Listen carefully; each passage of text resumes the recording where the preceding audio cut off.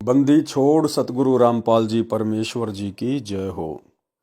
परम पिता परमात्मा सारी सृष्टि के रचनहार कुल मालिक असंख्य ब्रह्मांडों के स्वामी जगत गुरु तीनों लोकों में प्रवेश करके सबका धारण पोषण करने वाले राजाधिराज आत्माधार नाथों के नाथ देवों के देव महादेव सर्वेश्वर महेश्वर मृत्युंजय अजरो अमर आदि अनादि सनातनी प्रभु जगत पिता जगदीश्वर श्री श्री 1008 की उपाधि के वास्तविक अधिकारी अकाल मूरत सौद स्वरूपी राम वासुदेव सर्वगतम ब्रह्म परम पूज्य प्रथम पूज्य परम संत परम पुरुष परम धनी परम दयालु सत्य कबीर हक्का कबीर अल्लाहु कबीर अल्लाहु अकबर बाखबर अल्लाह ताला जगत के तारणहार जगत के मुक्तिदाता जगत के जगन्नाथ हारे के सहारे हिंदुओं के राम मुसलमानों के अल्लाह सिखों के वाहिगुरु ईसाइयों के मसीह दया के सागर दया निधि करुणा के सागर करुणा निधि स्वयंभू परिभू संकट मोचन कष्ट हरण मंगल करण दुख भंजन अविगत कबीर निर्विकार निर्विषम परमात्मा अलय अलेख सतगुरु आदि अनादि सतगुरु असली मर्यादा पुरुषोत्तम असली राम असली कृष्ण असली घनश्याम असली मुरारी राजाओं के राजा महाराजाओं के महाराजा शहंशाहों के शहंशाह सम्राटों के सम्राट भगवानों के भगवान अल्लाहों के अल्लाह प्रभुओं के प्रभु मसीहों के मसीह सच्चे वाहिगुरु बाबाओं के बाबा पीरों के पीर सेठों के सेठ जगत सेठ सावड़सा सेठ सर्वगुण संपन्न अनंत कोटि कलाओं के स्वामी अनंत कोटि ब्रह्मांडों के नायक योगियों में महायोगी ध्यानियों में महाध्यानी सिद्धों में परम सिद्ध ज्ञानियों में तत्व ज्ञानी ब्रह्म ज्ञानी महाज्ञानी परम ज्ञानी सर्वश्रेष्ठ ज्ञानी विज्ञानी युवा कबीर समरथ कबीर ऐशमवात अमित ओजा सच्चे रहनुमा करीम अल्लाह शुभान अल्लाह दुनिया के अंतिम पैगंबर 8 सितंबर 1951 से गांव धनाना जिला सोनीपत हरियाणा भारतवर्ष की पावन भूमि पे प्रकट रियल कल की भगवान श्री नारायण साकार हरि श्री बाबा साहिब शब्द स्वरूपी राम संत श्रोमणी सतगुरु रामपाल जी परमेश्वर जी के चरण कमल में साध संगति से जुड़े हुए हम सभी सत्सेवक भाई बहनों का अनंत कोटि दंडवत प्रणाम। सत्साई भाई और बहनों, दया पूज्य गुरुदेव भगवान की सतगुरु रामपाल जी परमेश्वर जी की जिनके शुभ आशीर्वाद से आप और हम सभी सत्सेवक भाई बहन साध संगति से जुड़कर गुरुदेव के तत्व ज्ञान को आधार बनाकर उन्हीं के आशीर्वाद से अपनी आत्मा के कल्याणार्थ हेतु भक्ति मार्ग पर निरंतर आगे की ओर बढ़ रहे हैं। भाई और बहनों, पूज्य गुरुदेव जी के कर कमल से लिखित पवित्र ग्रंथ मुक्ति बोध के ऊपर वीडियो बनाने की श्रृंखला जारी है।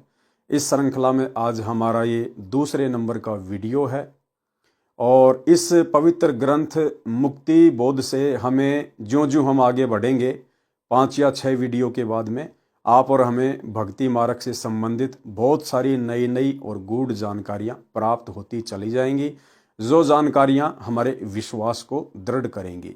और विश्वास दृढ़ हुए बिना हम परमेश्वर को प्राप्त नहीं कर सकते, क्योंकि परमेश्वर कहते हैं कहे कबीर सुनो वे साधो मैं तो हूँ विश्वास में। और विश्वास बनेगा ज्ञान से और ज्ञान समझ में आएगा सतगुरुदेव भगवान के आशीर्वाद से और गुरुदेव का आशीर्वाद बना रहेगा उनका कृपा पात्र बने रहने से। उसके लिए आपको साथ संगति से जुड़ना पड़ेगा। तो चलिए भाई और बहनों आगे बढ़ते हैं। आज मुक्ति बोध में पेज नंबर 9 है। सुमरन के अंग का सरलार्थ अथ सुमरन का अंग। शब्दार्थ अथ का मतलब होता है प्रारंभ करना, अविगत का मतलब होता है जिस परमेश्वर की गति यानी सामर्थ्य कोई नहीं जानता, जिसको गीता अध्याय 8 श्लोक 3 में परम अक्षर ब्रह्म कहा है तथा अध्याय 8 के ही श्लोक 8, 9, 10 में परम दिव्य पुरुष तथा श्लोक 20 से 22 में अविनाशी अव्यक्त कहा है। गीता अध्याय 18 श्लोक 61, 62 व 66 में गीता ज्ञानदाता ने जिस परमेश्वर की शरण में जाने के लिए कहा है उसी को संत गरीबदास जी ने अविगत राम कहा है। यानी जो आम समाज है वो केवल यही जानता है कि गीता जी का ज्ञान श्री कृष्ण जी ने कहा है, लेकिन जिन्हें तत्वदर्शी संत की शरण प्राप्त हो जाती है फिर उन्हें पता चलता है कि गीता जी का ज्ञान श्री कृष्ण जी ने नहीं बल्कि श्री कृष्ण जी के अंदर प्रेत की तरह प्रवेश करके और ब्रह्मा विष्णु महेश के पिता और दुर्गा के पति यानी काल ब्रह्म ने कहा है। और उस काल ब्रह्म से ऊपर जो तीसरा अव्यक्त परमात्मा है, अलग परमात्मा है, परम अक्षर ब्रह्म, परम दिव्य पुरुष, आदरणीय गरीबदास जी ने उसी परमपिता परमेश्वर को अविगत राम कहा है। अविगत राम, उसी को संत गरीबदास जी ने अविगत राम कहा है। अविगत यानी जिस परमेश्वर की गति यानी सामर्थ्य कोई नहीं जानता। राम की परिभाषा, अब आम समाज में राम शब्द सुनते ही सबके दिमाग की सुई दशरथ पुत्र श्री रामचंद्र जी के ऊपर सेट हो जाती है। दशरथ पुत्र के तो सिर्फ शरीर का नाम ही राम था। वास्तव में राम किसे कहते हैं? राम एक शक्ति बोधक शब्द है। राम उस दिव्य परम पुरुष कबीर परमेश्वर सतगुरु रामपाल जी का उपमात्मक नाम है। राम राम राम शब्द जगत बखाने, आदि राम कोई बिरला जाने। राम की परिभाषा, राम कहो प्रभु स्वामी अल्लाह भगवान ईश परमात्मा, या साहब साहिब कहो, ये परमात्मा का बोध कराने वाले नाम हैं। उदाहरण के लिए जैसे तहसीलदार साहब अपने कार्य क्षेत्र का स्वामी है, मालिक है, प्रभु है। उपायुक्त साहब ये अपने जिले में साहब, स्वामी, प्रभु, मालिक है। आयुक्त साहब ये कई जिलों का साहब, स्वामी, प्रभु, मालिक है। प्रांत का मंत्री भी साहब है, स्वामी, प्रभु है। मुख्यमंत्री भी साहब, राम, प्रभु, स्वामी है। केंद्र सरकार का मंत्री भी साहब यानी राम, प्रभु, स्वामी है। देश के प्रधानमंत्री जी भी साहब, राम, प्रभु, स्वामी हैं। देश के राष्ट्रपति जी साहब भी स्वामी है, राम है, प्रभु है।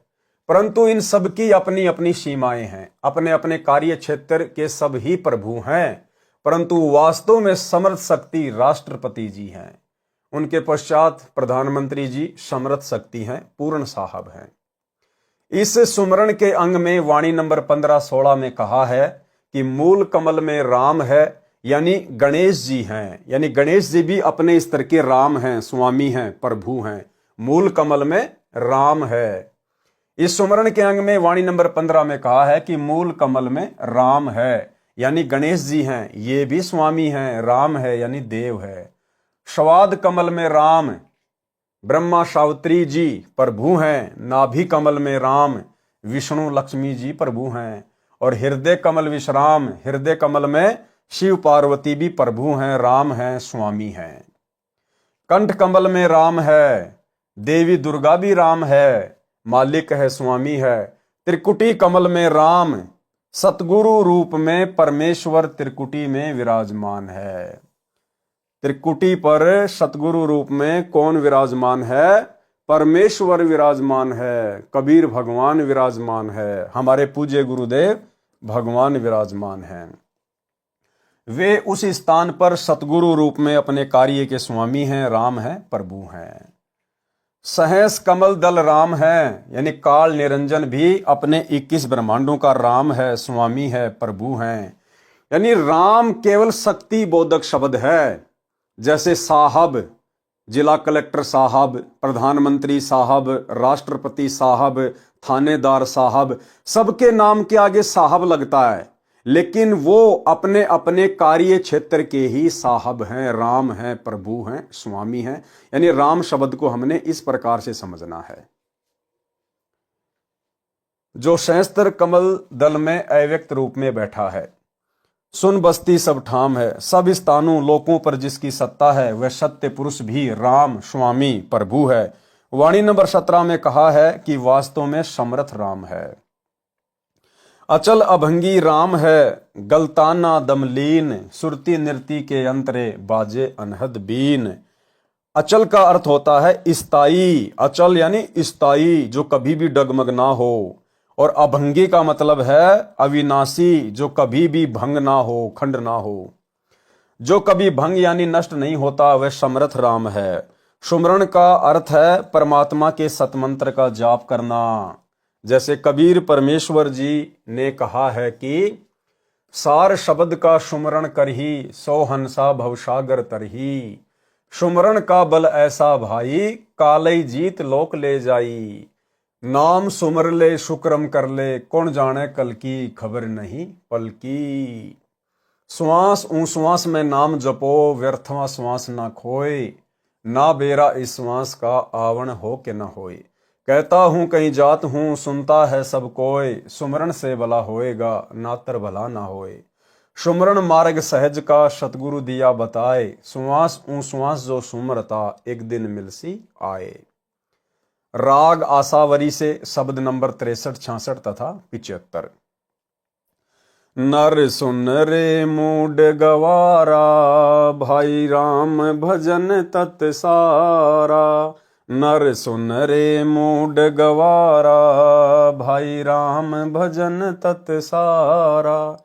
यानी परमेश्वर जब सतगुरु रूप में धरती पे प्रकट होते हैं, तत्वदर्शी संत की भूमिका करते हैं, तो अपने फॉलोवर को समझाते हैं सत्संगों के माध्यम से, शब्द गा गा के, कि नर सुन रे मूड गवारा। यानी जब तक हमें सतगुरु की शरण प्राप्त नहीं होती है, हम लोग मूड गवार पशु की श्रेणी में ही गिने जाते हैं। राम भजन तत्सारा, उस अविगत राम का भजन जो सतगुरु रूप में धरती पे प्रकट होते हैं, उनसे उपदेश लेने के बाद सुमरण ही एकमात्र सार है। राम भजन तत्सारा। नर सुन रे मूड गवारा, भाई राम भजन तत्सारा। नर सुन रे मूड गवारा, भाई राम भजन तत्सारा। राम भजन बिन बैल बनेगा, शुकर स्वान शरीरम। कौआ खरकी दे धरेगा, मिटे न या तकसीरम। तकसीरम यानी ये दुख, ये परेशानी, ये संकट कभी नहीं मिटने वाला, यदि उस अविगत राम का सुमरण नहीं करेगा तो। कीट पतंग भवंग होत है, गिद्दड़ जम्बक जूनी। बिना भजन जड़ वृक्ष कीजिए, पद बिन काया सूनी। भक्ति बिना नर खर एक हैं, जिन हर पद नहीं जाण्या। पार ब्रह्म की परख नहीं रे, पूज मुए पाषाणा। सथावर जंगम में जगदीशम, व्यापक पूर्ण ब्रह्म बिनानी। निरालंब न्यारा नहीं दर्शन, भुगत चारों खानी। तोलन मोल वजन नहीं आवे, अस्थिर आनंद रूपम। घटमट में तत् सेति न्यारा, सोहम सेति स्वरूपम। बादल छा ओस का पानी, तेरा यो उन्माना। हाट पटन कृत्रम सब झूठा, रिंचक सुख लिपटाना। नराकार निर्भय निर्बानी, सुरत निरत निरतावै। आत्म राम अतीत पुरुष को, गरीब दास यों पावै। आगे क्या लिखा है परमेश्वर ने? भजन करो उस रब का, जो दाता है कुल सब का। भजन करो उस रब का, जो दाता है कुल सब का। जो सारी सृष्टि का दाता है, जो तीनों लोकों में प्रवेश करके सबका भरण पोषण करता है। 7 शंख ब्रह्मांड अक्षर पुरुष के, 21 ब्रह्मांड ज्योति निरंजन के, और ऊपर के लोकों में कितने ब्रह्मांड हैं, कितने द्वीप हैं, उनकी तो गिनती ही नहीं है। और इनमें जितने भी प्राणी रहते हैं, परमेश्वर सबका भरण पोषण करते हैं, सबका ध्यान रखते हैं। तो कहते हैं उस एकमात्र परमात्मा का, अविगत राम का, कबीर परमेश्वर का भजन करो, जो सबका दाता है। भजन करो उस रब का, जो दाता है कुल सब का। भजन करो उस रब का, जो दाता है कुल सब का। बिना भजन भय मिटे न यम का, समझ बूझ रे भाई। सतगुरु नाम दान जिन दीन्या, यों संतों ठहराई। सत्य कबीर नाम करता का, कल्प करे दिल देवा।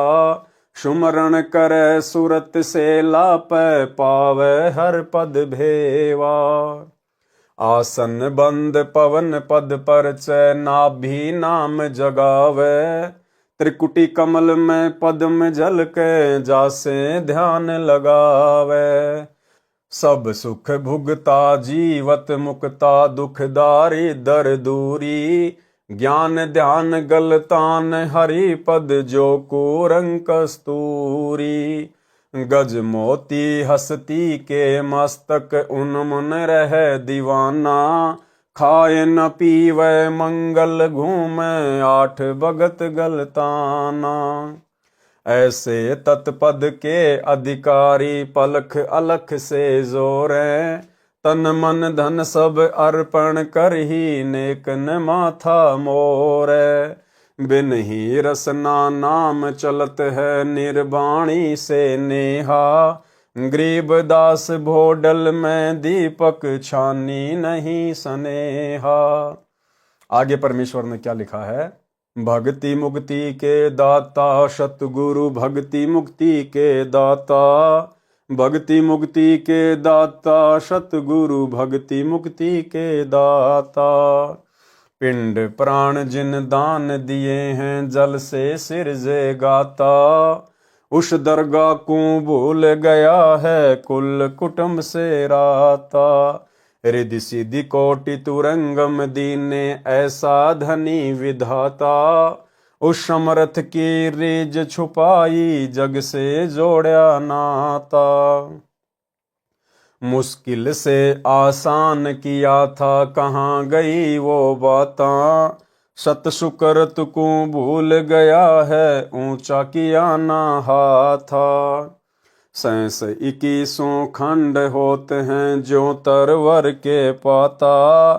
थूनी डिगी था कहाँ पावे यो मंदिर डे जाता। इस देही को देवालोच तू नर क्यों उकलाता। नर देही नारायण यही है सनक सनंदन साथा।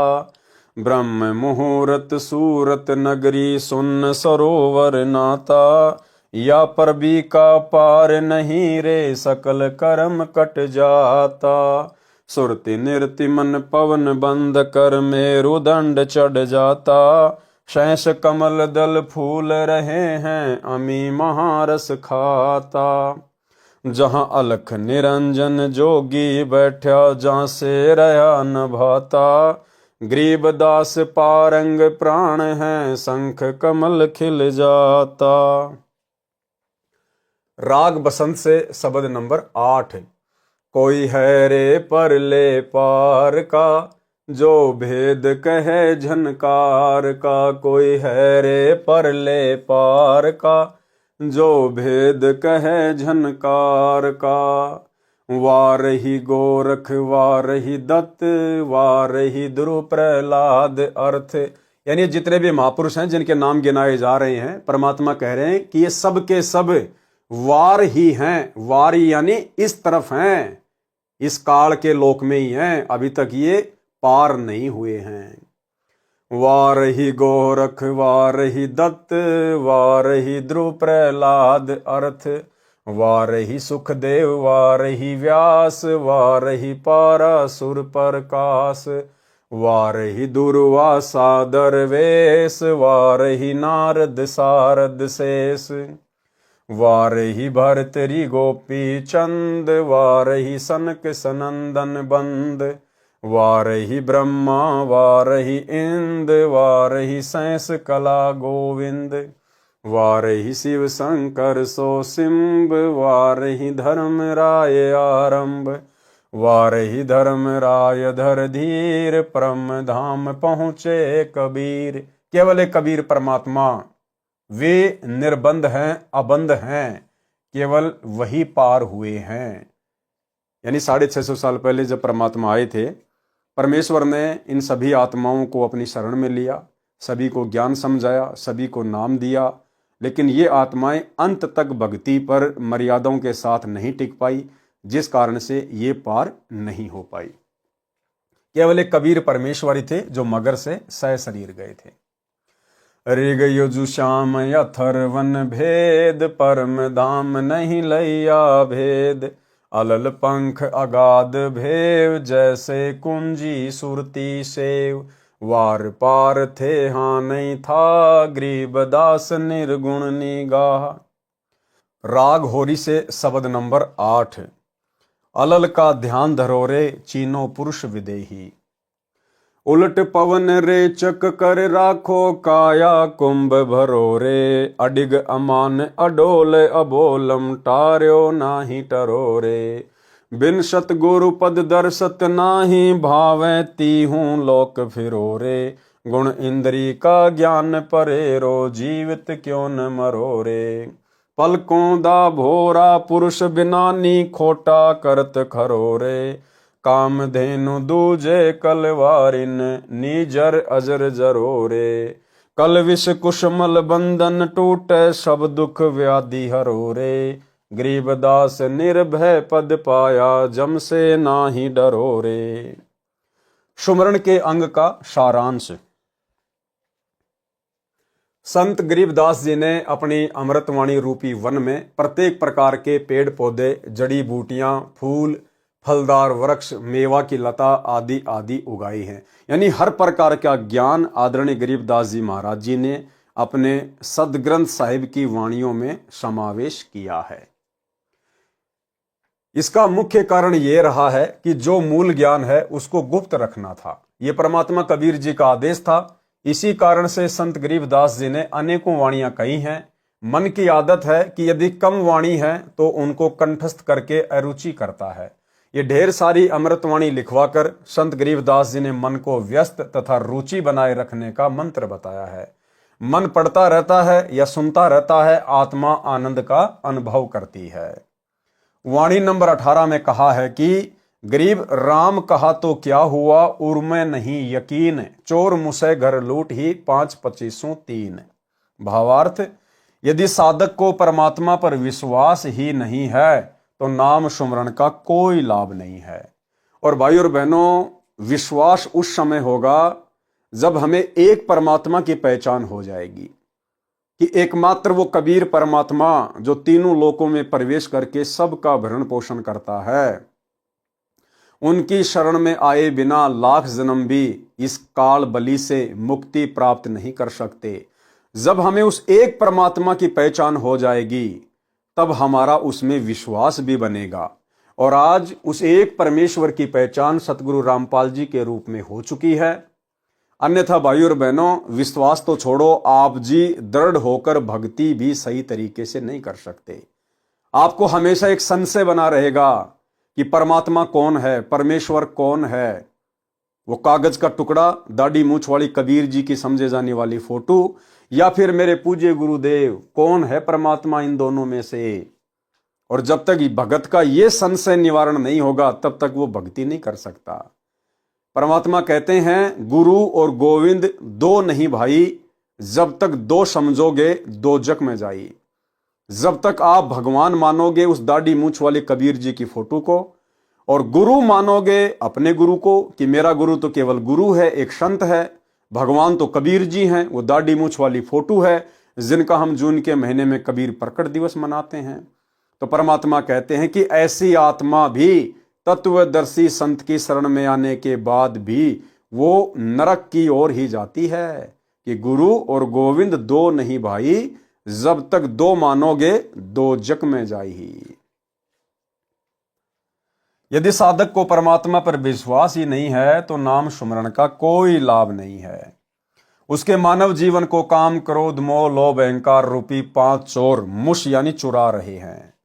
इन पांचों की 5-5 प्रकृति यानी 25 ये तथा रजगुण के अधीन होकर कोठी बंगले बनाने में, कभी कार गाड़ी खरीदने में जीवन नष्ट कर देता है। सतगुण के प्रभाव से पहले तो किसी पर दया करके बिना सोचे समझे लाखों रुपए खर्च कर देता है, फिर उसमें त्रुटि देखकर तमोगुण के प्रभाव से झगड़ा कर लेता है। यह भी एक बहुत ही गंदी और घटिया आदत होती है। इस प्रकार 3 गुणों के प्रभाव से मानव जीवन नष्ट हो जाता है। यदि तत्वदर्शी संत से ज्ञान सुनकर विश्वास के साथ नाम का जाप करें तो जीवन सफल हो जाता है। जिन जिन भक्तों ने मर्यादा में रहकर जिस स्तर की भक्ति, दान आदि आदि किया है उनको लाभ अवश्य मिला है। उदाहरण बताया है कि वाणी नंबर 31 से 39 में।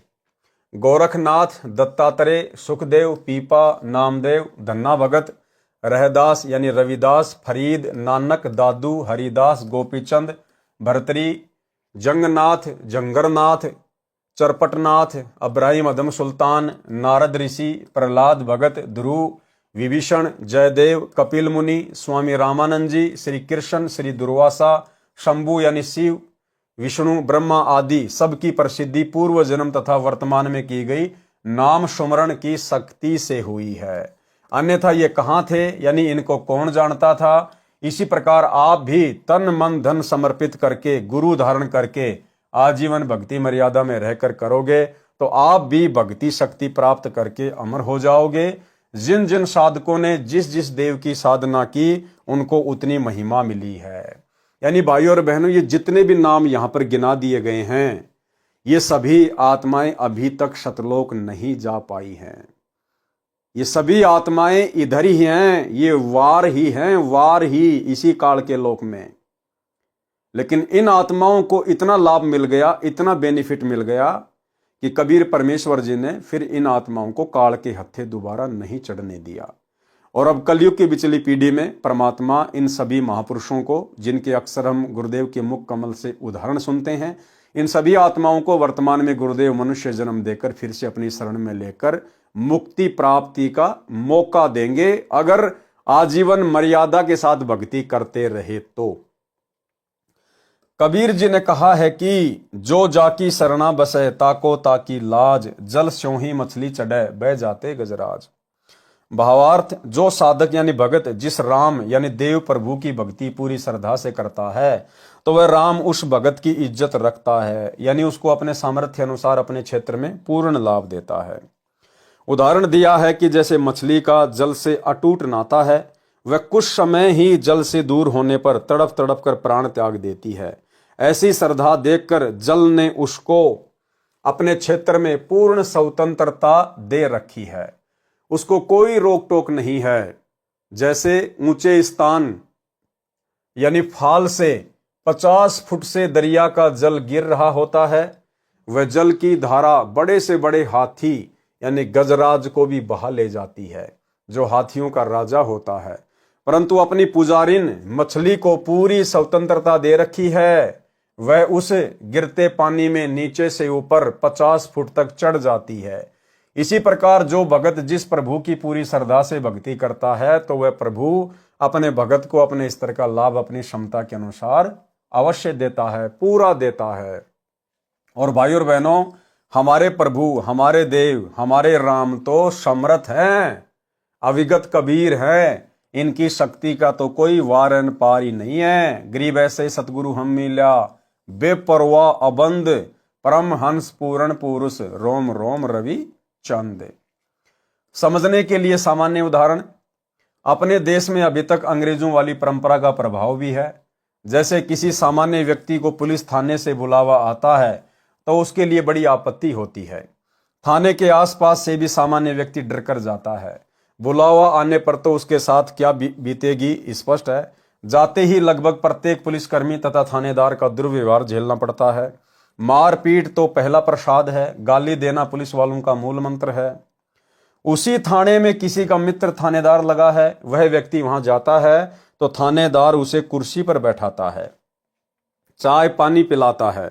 इस प्रकार जो व्यक्ति जिस अधिकारी का मित्र है वह अपने स्तर की राहत अवश्य देता है। वह राहत उस सामान्य व्यक्ति के लिए असहज होती है, यानी सामान्य नहीं होती, परंतु वह पर्याप्त भी नहीं है। यदि पुलिस अधीक्षक से मित्रता हो जाए तो थानेदार भी नतमस्तक हो जाता है। यदि मंत्री जी से मित्रता हो जाए तो एसपी भी नतमस्तक हो जाता है। यदि मुख्यमंत्री प्रधानमंत्री के साथ मेल हो जाए तो नीचे के सभी अधिकारी कर्मचारी आपके साथ हो जाएंगे।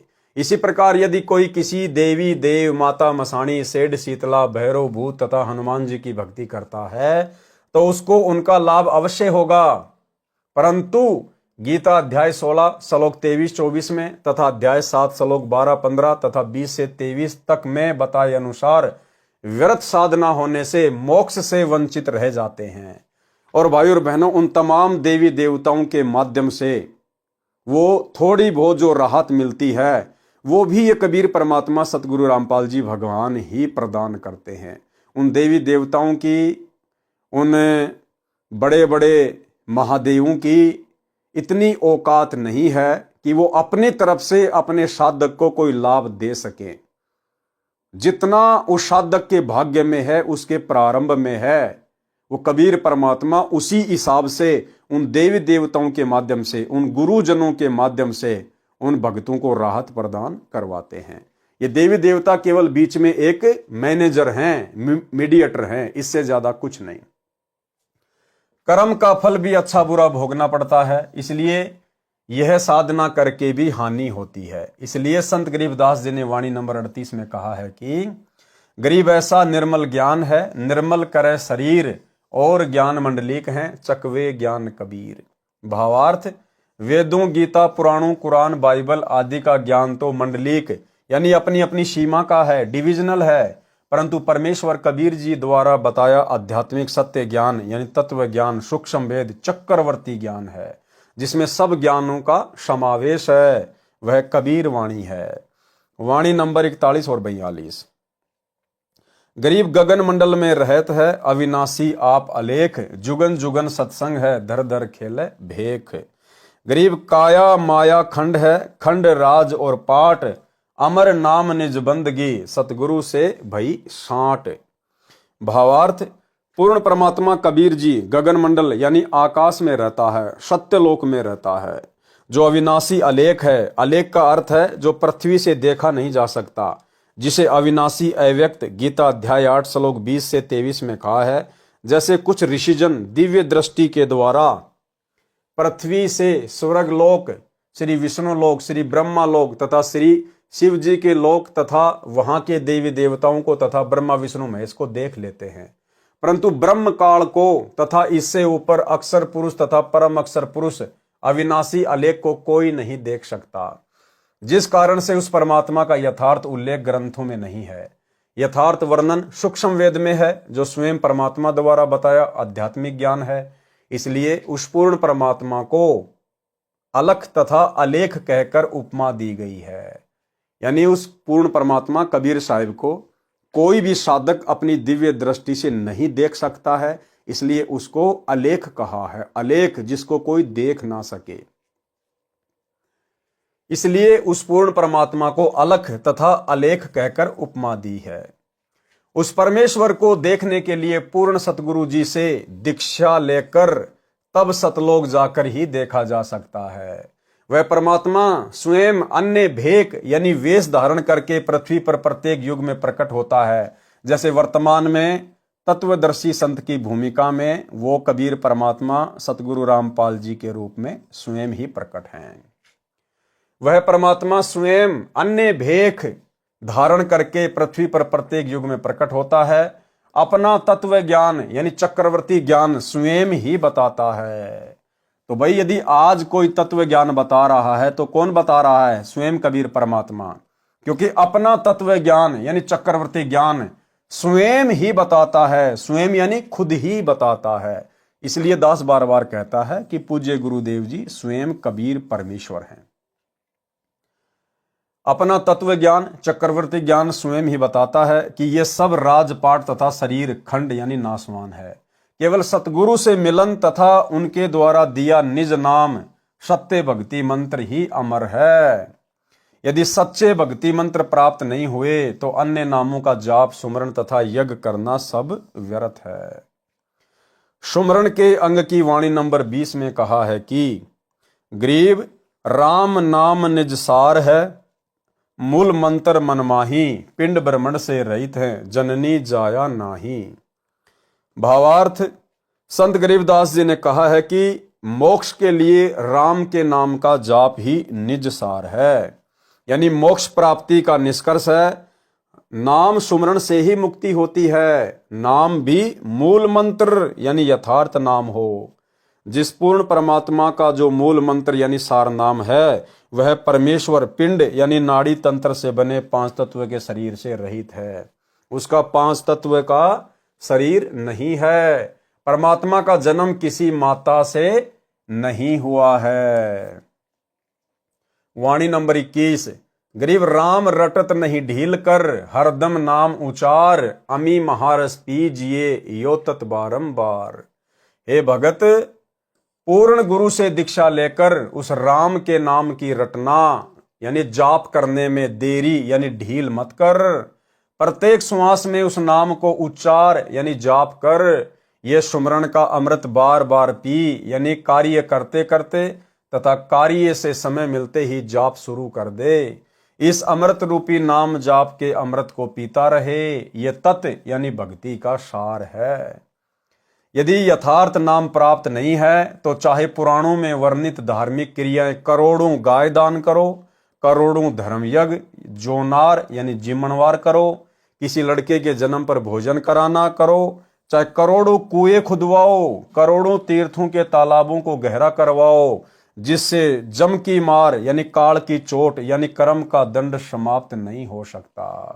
केवल कबीर परमेश्वर जी से उपदेश प्राप्त करके और उनका जो निज नाम है केवल उसी का सुमरण करने से जीव मुक्ति प्राप्त कर सकता है और जितने भी ये कर्म के दंड हैं इनकी चोट से बच सकता है।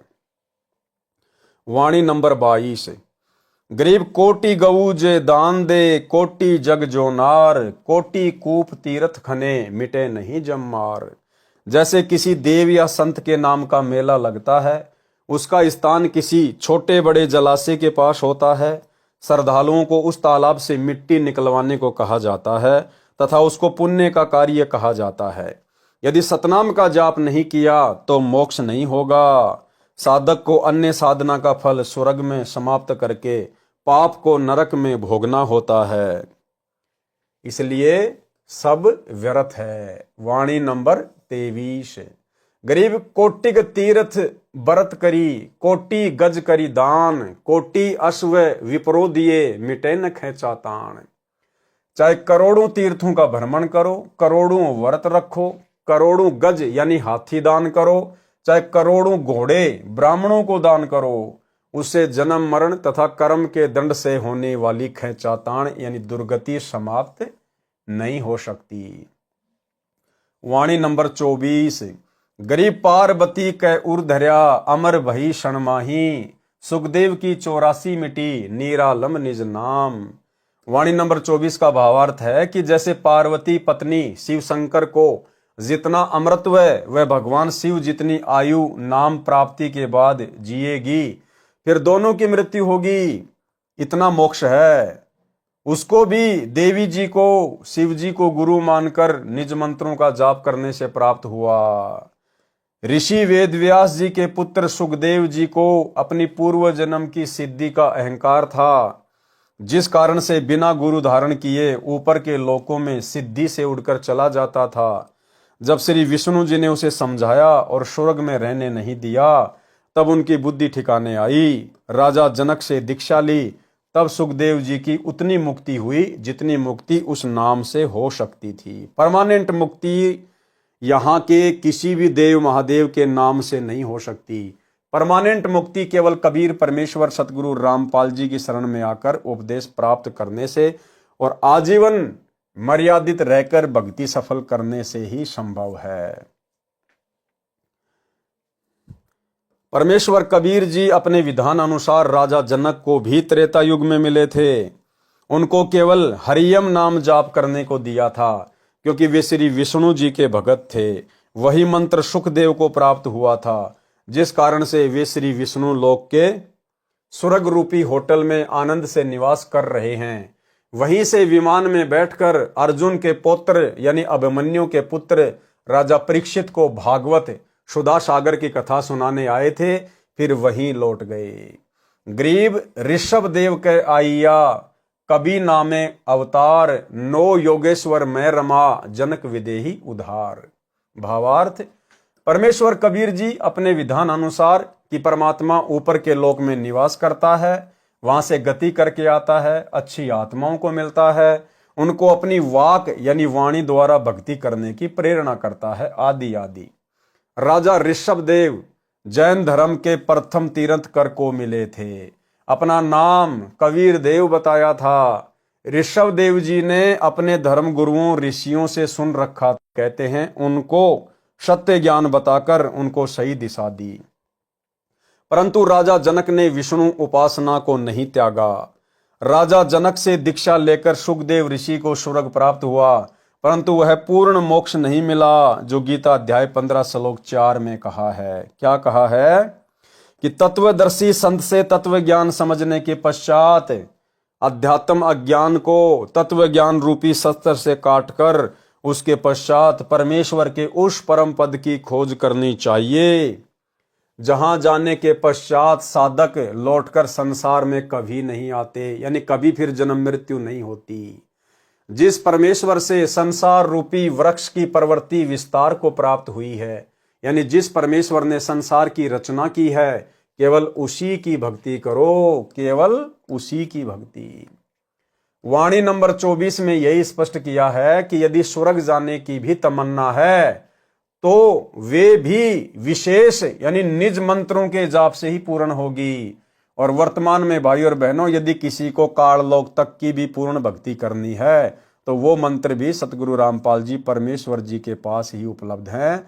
वर्तमान में एकमात्र अधिकारी गुरु सतलोक के और निरंजन लोक के स्वर्ग के केवल सतगुरु रामपाल जी परमेश्वर ही हैं। परंतु ये इच्छा तत्व ज्ञान के अभाव से है।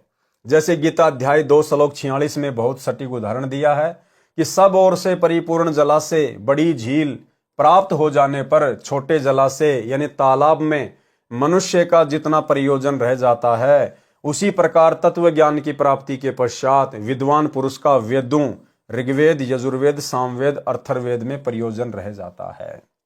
यानी जब हमें तत्वदर्शी संत मिल जाता है, जब हमें उनसे वो अनमोल तत्व ज्ञान सुनने को मिल जाता है, तो उसके बाद फिर किसी साधक की इच्छा यहाँ के स्वर्ग में बैकुंठ में ब्रह्मलोक में जाने की बनेगी ही नहीं। जिस प्रकार पुराने समय में गांव के गांव किसी तालाब या जोहड़ के भरोसे रहा करते थे, और उन गांव वालों को यदि कोई उससे बड़ा 3-4 गुना बड़ा जोहड़ या तालाब मिल जाए तो उन गांव वालों की आस्था फिर छोटे तालाब में जितनी रह जाती है, ठीक इसी प्रकार तत्वदर्शी संत से तत्व ज्ञान प्राप्त होने के पश्चात साधक की इच्छा फिर शतलोक में लग जाती है, फिर ब्रह्मा विष्णु महेश के लोक में नहीं रह पाती है। भावार्थ, तत्व ज्ञान की प्राप्ति के पश्चात अन्य देवताओं से होने वाले क्षणिक लाभ, स्वर्ग व राज्य प्राप्ति से अधिक सुख, समय तथा पूर्ण मोक्ष, गीता अध्याय 15 श्लोक 4 वाला मोक्ष जो परमेश्वर परम अक्षर ब्रह्म, गीता अध्याय 8 श्लोक 3, 8, 9, 10, 20 से 23 वाले परमेश्वर के जाप से होता है की जानकारी के पश्चात, यानी उस सतलोक के राजा कबीर परमेश्वर सतगुरु रामपाल जी की यथार्थ जानकारी के पश्चात भगत की जितनी श्रद्धा अन्य देवताओं में रह जाती है। कबीर एक साधे सब सदै, सब साधे सब जाए, माली सींचे मूल को फले फूले अघाए। भावार्थ, गीता अध्याय 15 श्लोक 1 से 4 को इस अमृतवाणी में संक्षिप्त करके बताया है कि जो ऊपर को मूल यानी जड़ वाला तथा नीचे को तीनों गुण रजगुण ब्रह्मा, सतगुण विष्णु, तमगुण शिव रूपी शाखा वाला संसार रूपी वृक्ष है। कबीर अक्षर पुरुष एक पेड़ है, निरंजन वा की डार, तीनों देवा शाखा हैं, पात रूप संसार। जैसे पौधे को मूल की ओर से पृथ्वी में रोपण करके मूल की सिंचाई की जाती है, तो उस मूल परमात्मा परम अक्षर ब्रह्म की पूजा से पौधे की परवरिश होती है। सब तना डार शाखाओं तथा पत्तों का विकास होकर पेड़ बन जाता है। छाया फल तथा लकड़ी सर्व प्राप्त होती हैं, जिसके लिए पौधा लगाया जाता है। यदि पौधे की शाखाओं को मिट्टी में रोपकर जड़ों को ऊपर करके सिंचाई करेंगे तो भक्ति रूपी पौधा नष्ट हो जाएगा। इसी प्रकार एक मूल यानी परम अक्षर ब्रह्म रूप परमेश्वर की पूजा करने से, कौन से परमेश्वर की? कबीर देव वर्तमान में सतगुरु रामपाल जी के द्वारा बताई गई भक्ति करने से, परमेश्वर की पूजा करने से सर्व देव विकसित होकर साधक को बिना मांगे फल देते रहेंगे, जिसका वर्णन गीता अध्याय 3 श्लोक 10 से 15 में भी है। इस प्रकार ज्ञान होने पर साधक का प्रयोजन उसी प्रकार अन्य देवताओं में रह जाता है, जैसे झील की प्राप्ति के पश्चात छोटे जलाशय में रह जाता है। छोटे जलाशय पर आश्रित को ज्ञान होता है कि यदि 1 वर्ष बारिश नहीं हुई तो छोटे तालाब का जल समाप्त हो जाएगा, उस पर आश्रित भी संकट में पड़ जाएंगे। झील के विषय में ज्ञान है कि यदि 10 वर्ष भी बारिश न हो तो भी जल समाप्त नहीं होता। वह व्यक्ति छोटे जलाशय को छोड़कर तुरंत बड़े जलाशय पर आश्रित हो जाएगा। ठीक इसी प्रकार जब तत्वदर्शी संत से सत्संग सुनने के पश्चात साधक को ज्ञान होता है कि भाई ये देव महादेव ब्रह्मा विष्णु महेश यानी काल निरंजन जो 21 ब्रह्मांड का स्वामी है, इसकी भक्ति भी हमें परम सुख प्रदान नहीं कर सकती, इसकी भक्ति भी जन्म मरण से छुटकारा प्राप्त नहीं करवा सकती। इसलिए जब साधक को पता चल जाएगा कि परम अक्षर ब्रह्म की भक्ति करनी चाहिए और परम अक्षर ब्रह्म स्वयं धरती पर तत्वदर्शी संत की भूमिका करता है ज्ञान समझाने के लिए, उसके पश्चात साधक का सीधा मोक्ष हो जाता है। सदा सदा के लिए वो परम शांति को सचखंड में प्राप्त करता है। भले ही छोटे जलाशय का जल पीने में झील के जल जैसा ही लाभदायक है, परंतु पर्याप्त व चिरस्थायी नहीं है। इसी प्रकार अन्य देवताओं रजगुण ब्रह्मा जी, सतगुण विष्णु जी तथा तमगुण शिव जी की भक्ति से मिलने वाले स्वर्ग का सुख बुरा नहीं है, परंतु क्षणिक है, पर्याप्त नहीं है। उसके बाद फिर 84 लाख योनियों में गधा कुत्ता सुअर बनना पड़ेगा, नरक का कष्ट भोगना पड़ेगा। इन देवताओं तथा इनके अतिरिक्त किसी भी देवी देवता पितर व भूत पूजा करना गीता अध्याय 7 श्लोक 12 से 15, 20 से 23 तथा अध्याय 9 श्लोक 25 में मना किया है। इसलिए भी इनकी भक्ति करना शास्त्र विरुद्ध होने से व्यर्थ है, जिसका गीता अध्याय 16 श्लोक 23-24 में प्रमाण है। कहा है कि शास्त्र विधि को त्याग कर मनमाना आचरण करने वालों को न तो सुख प्राप्त होता है, न सिद्धि प्राप्त होती है और न ही परम गति यानी पूर्ण मोक्ष की प्राप्ति होती है, अर्थात सब व्यर्थ प्रयत्न है। गीता अध्याय 16 श्लोक 23। इससे तेरे लिए अर्जुन कर्तव्य यानी जो भक्ति कर्म करने चाहिए और अकर्तव्य यानी जो भक्ति कर्म न करने चाहिए उसके लिए शास्त्र ही प्रमाण है, यानी शास्त्रों को आधार मानकर निर्णय लेकर शास्त्रों में वर्णित साधना करना योग्य है। गीता अध्याय 16 श्लोक 24। सुमरण के अंग की वाणी नंबर 38 में कहा है, गरीब ऐसा निर्मल ज्ञान है, निर्मल करे शरीर और ज्ञान मंडलीक हैं, चकवे ज्ञान कबीर। वाणी नंबर 47 से 50। गरीब नाम बिना क्या होते है, जप तप संयम ध्यान, बाहर भर में मानवी अब अंतर में जान। गरीब उजल हिरंबर भक्ति है, उजल हिरंबर सेव, उजल हिरंबर नाम है, उजल हिरंबर देव।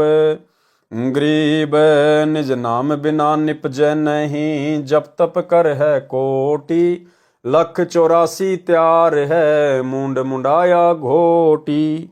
गरीब नाम शिरोमणि सार है, सोहम सुरती लगाई, ज्ञान गलीचे बैठ कर सुनी सरोवर नहाई। वाणी नंबर 47 से 50 में भी यही समझाया है कि निज नाम यानी विशेष मंत्र बिना अन्य नामों का जाप तथा मनमाना घोर तप जो करते हैं उनकी साधना व्यर्थ है। गीता अध्याय 17 श्लोक 1 से 6 तक में भी यही स्पष्ट किया है। श्लोक 1 में अर्जुन ने पूछा कि आपने गीता अध्याय 16 श्लोक 23-24 में कहा है कि शास्त्र विधि के विपरीत साधना व्यर्थ है। यदि साधक शास्त्र विधि को त्याग कर श्रद्धा से अन्य देवताओं जिनके विषय में गीता अध्याय 7 श्लोक 12 से 15 यानी ब्रह्मा विष्णु महेश और 20 से 23 तथा अध्याय 9 श्लोक 23-24 में वर्णन है, यदि उनका पूजन करते हैं, उनकी स्थिति सात्विक है या राजसी है या तामसी है। अध्याय 17 श्लोक 2 से 6 तक गीता ज्ञानदाता ने उत्तर दिया, मनुष्यों की स्थिति 3 प्रकार की ही होती है। सात्विक वृत्ति के व्यक्ति तत्व ज्ञान के अभाव से देवताओं की भक्ति पूजा करते हैं। तामसी व्यक्ति प्रेतों पितरों आदि के जंत्र मंत्र में लगे रहते हैं। जो व्यक्ति शास्त्र विधि को त्याग कर मन कल्पित घोर तप को तपते हैं वे शरीर में स्थित मुझे उस परमेश्वर तथा कमलों में विराजमान मुख्य देवताओं को कष्ट देने वाले अज्ञानी हैं, उनको राक्षस स्वभाव के जान। जैसे धूनी लगा के बैठ जाते हैं, आरा लगा के बैठ जाते हैं, गर्मी के महीने में अपने चारों तरफ आग जला लेंगे, वो राक्षस स्वभाव के कहे गए हैं, जो घोर कल्पित तप तपते हैं। वाणी नंबर 49। गरीब निज नाम बिना निपजै नहीं, जब तप कर हैं कोटि, लख 84 तैयार है क्या मुंड मुंडाया गोटी। भावार्थ, वास्तविक नाम यानी सात नाम, सतनाम तथा सारनाम, जो पूरी विधि वर्तमान में सतगुरु रामपाल जी परमेश्वर जी के पास में है, उसके बिना भक्ति रूपी फसल नहीं उपजती। यानी जैसे गेहूं की फसल प्राप्त करने के लिए गेहूं का बीज ही बीजना पड़ता है। यदि गवार का बीज बोकर गेहूं की प्राप्ति की इच्छा किए हैं तो भूखा मरेगा। इसलिए कहा है कि वास्तविक नाम के जाप बिना अन्य नामों का जाप तथा मनमाना घोर तप करके आप खुश हुए बैठे हो। कोई सिर के सब बाल तथा दाढ़ी मूछ कटाकर सफाचट रहता है, गलत साधना करके मोक्ष की आशा लगाए हैं, उनसे कहा है कि 84 लाख योनियों की प्राप्ति तैयार है। कबीर करता था तब क्यों किया, अब करके क्यों पछताए, बोए पेड़ बबूल का आम कहां से खाए। यानी भाई और बहनों, पूर्ण तत्वदर्शी संत की शरण में आए नहीं, उनके बताए अनुसार सत्य साधना की नहीं, उनके बताए अनुसार भक्ति मर्यादाओं को निभाया नहीं, तो भाई फिर अंत में पछताने से क्या होगा। जब तत्वदर्शी संत समझा रहा था, बता रहा था, उस समय तो उनकी बातों पे ध्यान नहीं दिया और काल प्रेरणा से अन्य जो नीचे स्तर की साधना है, देवी देवताओं की, ब्रह्मा विष्णु महेश और इस ब्रह्म ज्योति निरंजन तक की साधना में लगे रहे, जिसके फलस्वरूप कुछ समय आपको स्वर्ग मिल जाएगा, उसके बाद उससे ज्यादा समय फिर नरक मिलेगा, उससे भी ज्यादा समय फिर लख 84 योनियों में महाकष्ट भोगने पड़ेंगे। तो परमेश्वर कहते हैं कि समय रहते तो चेते नहीं, कबीर करता था तब क्यों किया, अब करके क्यों पछताए, बोए पेड़ बबूल का आम कहां से खाए। तो भाइयों और बहनों, दया है परमपिता परमेश्वर की, सतगुरु रामपाल जी की। आज आप और हम सभी भगत भाई बहनों को पूर्ण परमेश्वर की शरण प्राप्त हो चुकी है। उस तत्वदर्शी संत की बाखबर की हमें शरण प्राप्त हो चुकी है। और यदि हम आजीवन इस भक्ति मार्ग पर मर्यादाओं में रहकर डटे रहे, लगे रहे, तो हमारा पूर्ण मोक्ष इसी जन्म में 101% अटल है, अडिग है, कोई रोक नहीं सकता। लेकिन जो कंडीशन है, जो शर्त है सतगुरु की, उनके ऊपर हमने खरा उतरना पड़ेगा। ज्ञान को आधार, गुरु को भगवान, तब कहीं जाकर हम इस पूर्ण मोक्ष प्राप्ति के योग्य बनेंगे। तो भाइयों और बहनों, पूज्य गुरुदेव सतगुरु रामपाल जी के कर कमल से लिखित पवित्र ग्रंथ मुक्ति बोध के इस 2 नंबर वीडियो में आज केवल इतना ही। कल रात्रि 8 बजे सभी भाई बहन फिर से लाइव जुड़िए 3रे नंबर के वीडियो में। इसी प्रकार हम धीरे धीरे आगे बढ़ेंगे। परमेश्वर के आशीर्वाद से इस पवित्र ग्रंथ मुक्ति बोध पर तकरीबन 60 से 70 के आसपास वीडियो बनेंगे। और जैसे जैसे हम आगे बढ़ेंगे, क्योंकि अभी तो शुरुआत है, कम से कम 4 या 5 वीडियो तो थोड़े बहुत नॉर्मल ही रहेंगे, एक भूमिका को लेकर चलेंगे। उसके बाद फिर परमेश्वर आगे इनमें महापुरुषों की कथाओं का वर्णन करेंगे, जिससे सुनकर हमारी आत्मा भी गदगद होगी और हमारा विश्वास भी भक्ति मार्ग पर बढ़ेगा। तो आज के वीडियो में केवल इतना ही। गुरुदेव भगवान हम सबको आज्ञा दें, इजाजत दें, आशीर्वाद दें। बंदी छोड़ सतगुरु रामपाल जी परमेश्वर जी की जय हो।